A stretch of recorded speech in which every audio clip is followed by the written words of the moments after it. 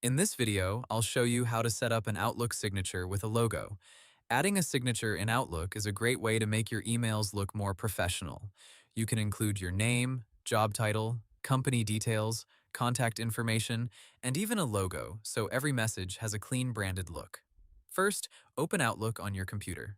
In most versions, go to the top menu and click File, then choose Options, and after that, click Mail. Inside the Mail settings, look for the Signatures button and open it. This is where you can create and manage your email signatures. Now click New to make a new signature. Give it a name so you can recognize it easily, especially if you plan to create more than one. After that, a text box will appear where you can type the information you want in your signature.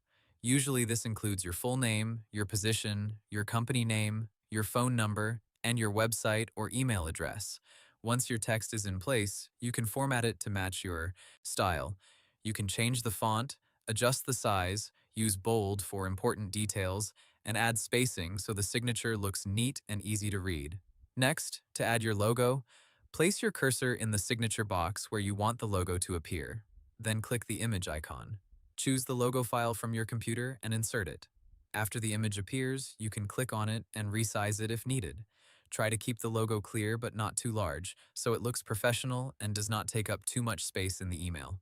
If you want, you can place the logo above your contact details, beside them, or below them, depending on the layout you prefer.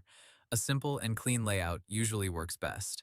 After that, look for the option to choose when this signature will be used. You can set it as the default for new emails, replies, and forwards.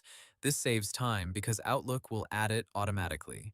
When everything looks good, click OK to save your signature. Then open a new email message to test it.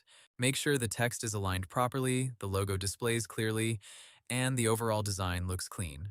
That's it. You've successfully set up an Outlook signature with a logo. Hope the tutorial was helpful. Subscribe to my channel and see you in the next video.